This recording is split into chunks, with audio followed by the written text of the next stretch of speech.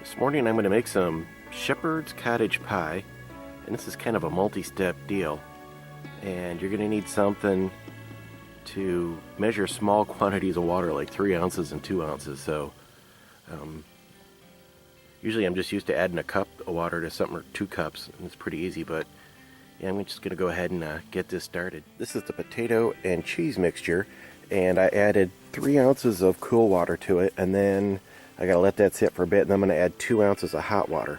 So this is your beef mixture, right, or beef and veggie mixture right here, and it looks like some seasonings in there. But basically, it looks like it's all freeze dried to me. Go ahead and add this beef broth to the mixture in the bag here.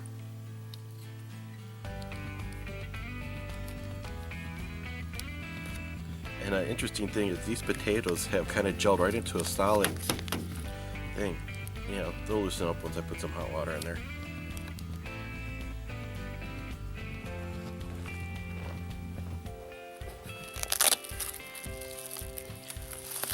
It's been in there for about 7 minutes. I'm just gonna give it a little mix, make sure everything is in there the way it's supposed to be.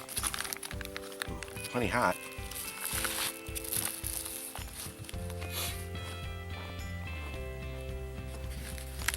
15 minutes is up. I'll give this one final mix. I can do it with a spoon. We'll go ahead and put it in the canteen cup just to make displaying it a little easier.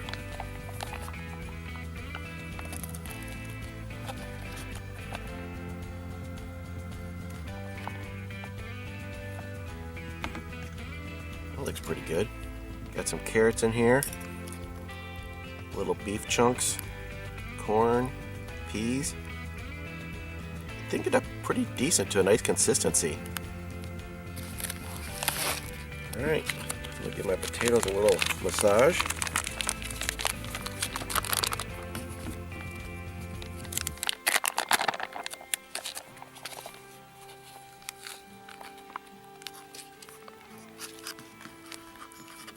This is trickier than it looks.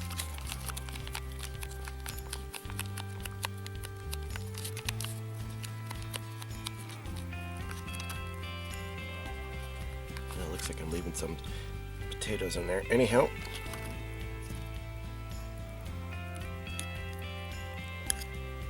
let's give this a taste.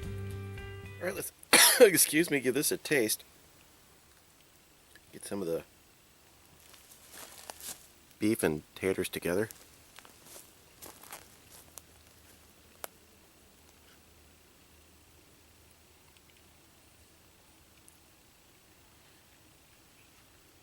It's pretty tasty.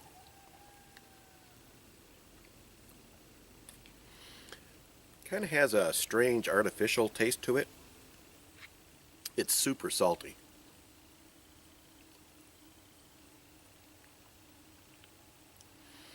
Everything rehydrated nicely. The potatoes taste pretty much like any dehydrated potato you ever had, like if you had any of the Idahoan products. It's pretty much the same thing. So they're pretty good. Alright, let me finish this up. It was pretty good. It wasn't great. It was so overwhelmingly salty it was almost unpleasant. It did have a nice pepper finish on it. The only thing that didn't really rehydrate well were the carrots, and I'm not really surprised or disappointed because I rarely get carrots that hydrate back perfectly. They were hydrated enough that you could chew them up and it wasn't unpleasant, but this was pretty good, not great. If I were to make this again, I would probably put half that sachet of bouillon in there. I think that's where all that salt's coming from, so that's how I would do it again if I were to do it. Anyhow, thanks for watching.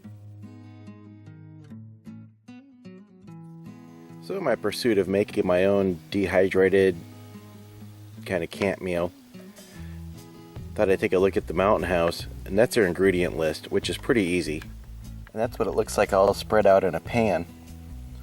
So it's pretty straightforward. I wonder how they get so much salt in there. It doesn't look like it should have that much salt, but yeah, it is. It's just peas, carrots, and taters, and there's a little chunk of, oh, I can't get my hand in there. Here's a little chunk of beef. So it's pretty light on the beef. So their single serving weight is 1.73 ounces dry, and almost everybody else's single serving weight is around 4 ounces dry. So I question the one serving at this weight. It's a total lie. Looks like hydrated. Well, I'm trying to not spill it all over the ground. But yeah, it's just pretty much taters, peas, and a little bit of beans. And a little bit of carrot. Wee little bit of carrot. I've had this many times and I like it, so I'm not going to eat it in front of you and give you a judgment. I already know I like it. I just wanted to see more in depth what it looked like dry.